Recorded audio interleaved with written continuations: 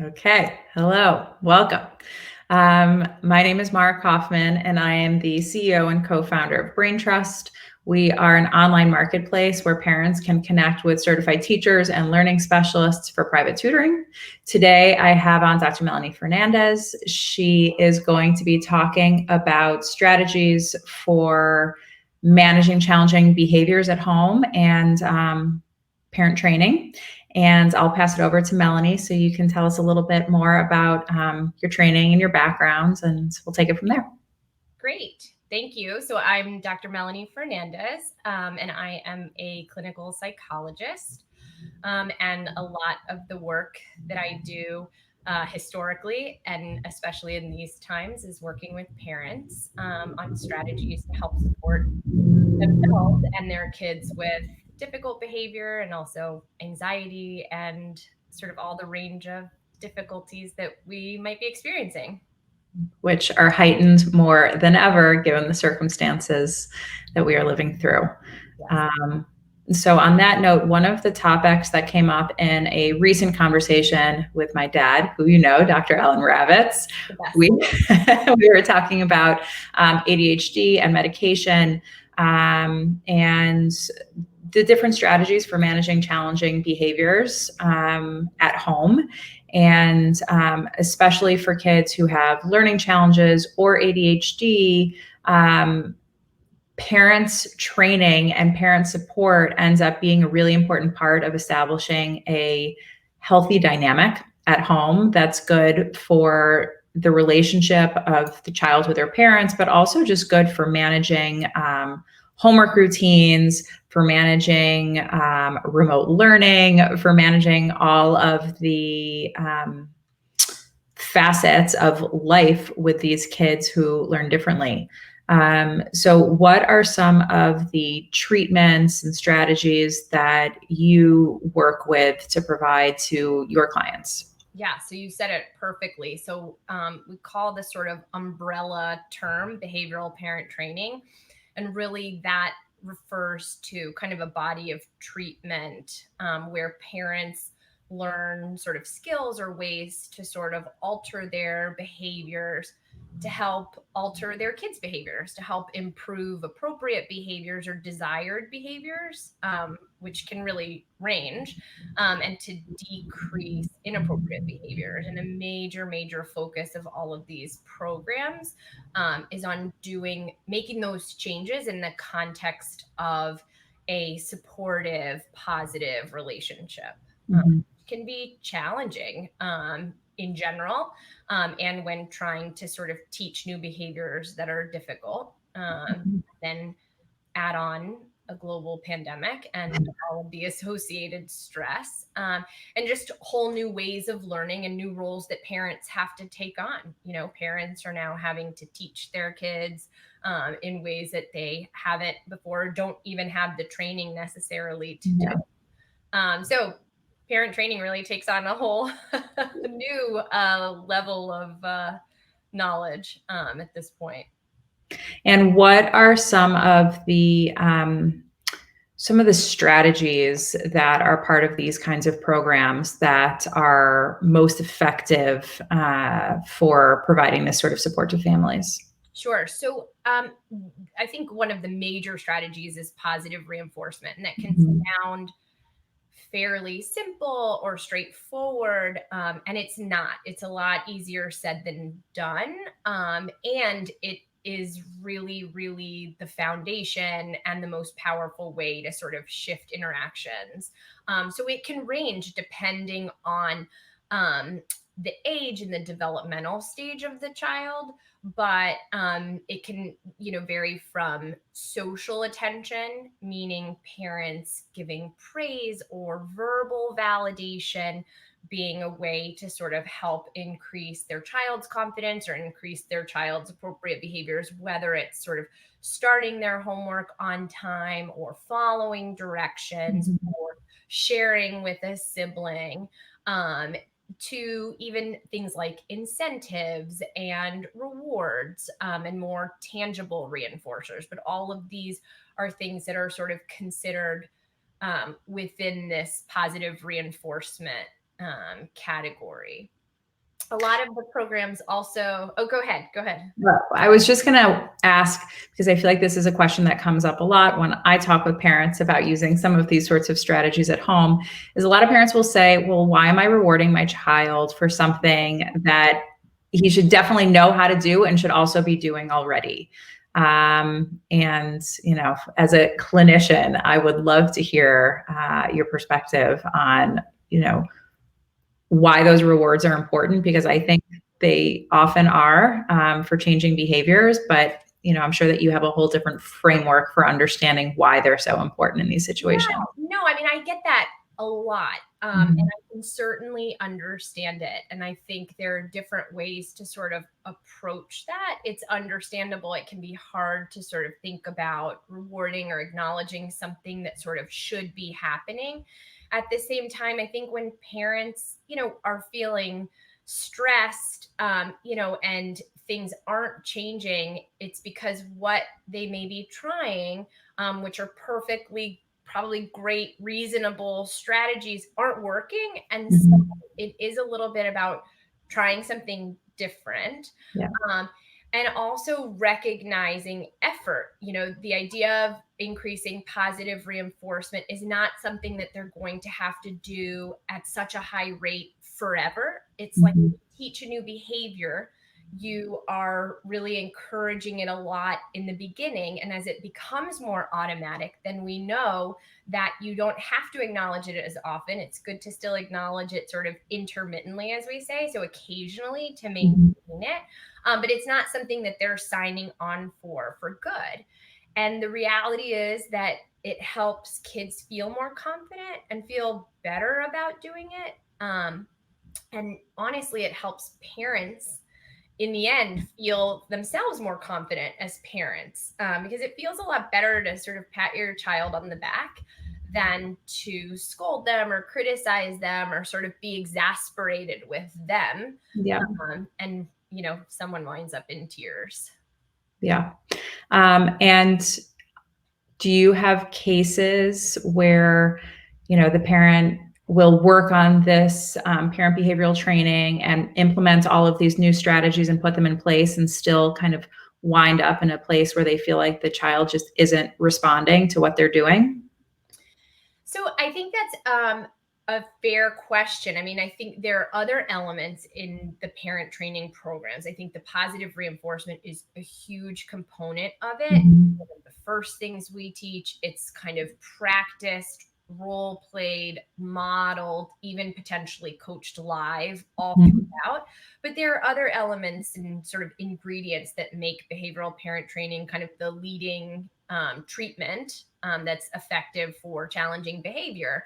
It's also things like certain structures that are put in place, predictability, consistency, being clear about instructions, being clear about consequences. And I don't just mean like negative consequences. I mean, sort of what's coming next if, something happens or doesn't happen. So these are also kind of the elements that we work on with parents, to kind of maximize change in the direction that they're, hoping to move into. Yeah. My funny analogy that I always come back to is when I was in school to become a teacher, I ended up getting a puppy, and I had never in my life had to be so responsible for teaching a little being that couldn't communicate with me what I wanted it to do. And I remember just bringing treats with me everywhere I went to reinforce that sit, and, a treat every time I went to the bathroom outside, and all of these sorts of things. And when I was a teacher, I remember, talking to parents about the importance of doing that and the structure and rewarding immediately after that target behavior is achieved and the predictability of it. And I think, my kids are still little and I haven't had to go through any of these sorts of challenges, but I imagine that, all of the things that you're describing sound very reminiscent to me of that moment in time. Yeah.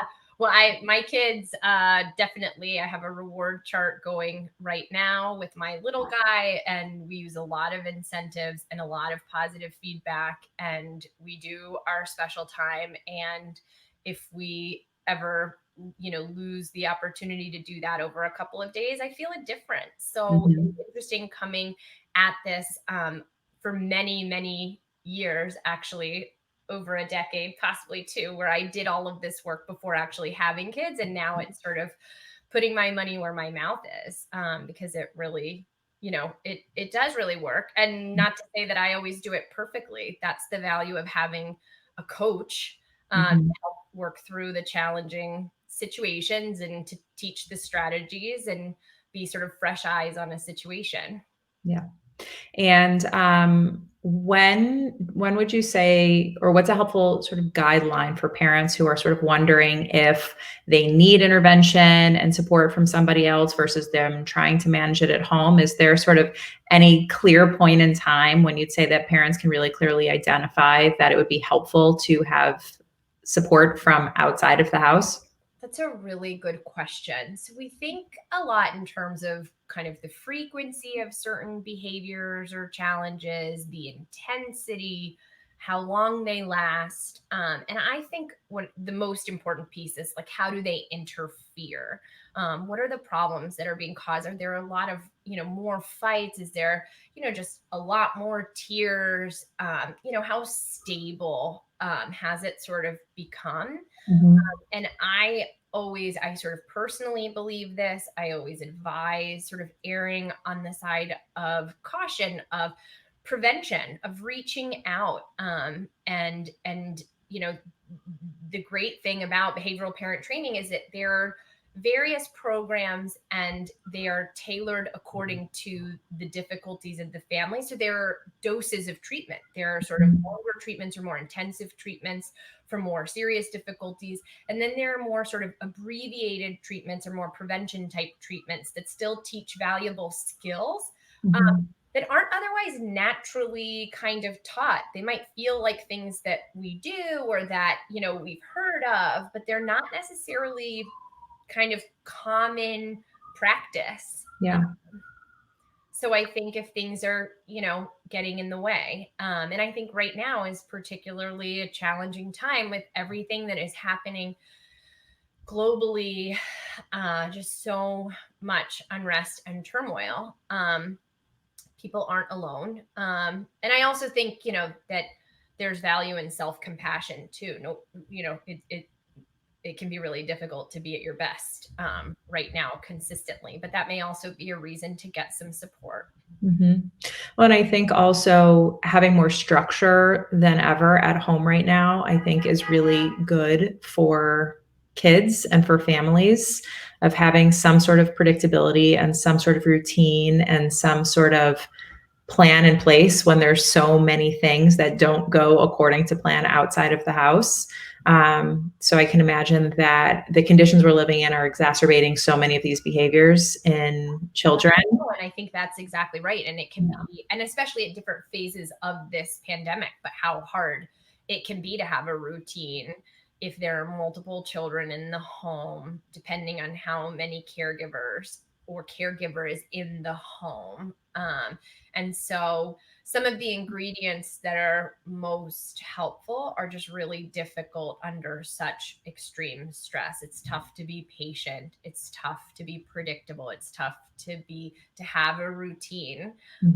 So trying to learn how to do that in this kind of time, and working with some flexibility within those considerations. Yeah. And typically, how long do these treatments go for? How long do you work with families before, parents kind of learn these strategies and or see some changes at home? Also a great question. So they can vary. So depending on which program, and the programs are sort of depend on the severity of the behaviors, but also sometimes the age of the kids, or what the specific difficulties are. But some treatments can be as short as 4 sessions. Some are more like 10 sessions. And then there's treatments like parent-child interaction therapy, PCIT, which kind of in its original format, is what's called a performance-based treatment. So it's not like a set of sessions. It is based on parents' acquisition of the skills, their own confidence using this strategy. So when parents say, I've got this, like I know what to do in this situation or when this happens. And also based on data that kids, their, parents will fill out rating scales about their child's behavior. And once the behavior has sort of normalized or is in the typical range, all of those factors result in graduation. So it can be an average of 20 sessions. Sometimes it's less, sometimes it's more. But I think that element of making sure that the goals that have been set out to be achieved have been achieved. And a program like Pcit then shows maintenance years later that if you follow up with families and they fill out those rating scales, they look like they did at graduation. So it's sort of a worthwhile marker. And I think that that's a really great point about these types of interventions, is that you are learning a skill, and that skill can be adapted to life as life changes. And I think that that's the most important thing, is that overall you're really learning how to manage behaviors more effectively, and that will apply to lots of behaviors. So it's not just applying principles. Exactly. Yeah. Yep. That's a really helpful point. Well, thank you so much for taking the time to speak with us. I'll include a link to your website when we post the video so that families can reach out to you and get in touch if they need support, which I'm sure all of us do. And thank you again for joining us. Thank you so much. It's great to talk to you, Mara. Bye-bye. Bye.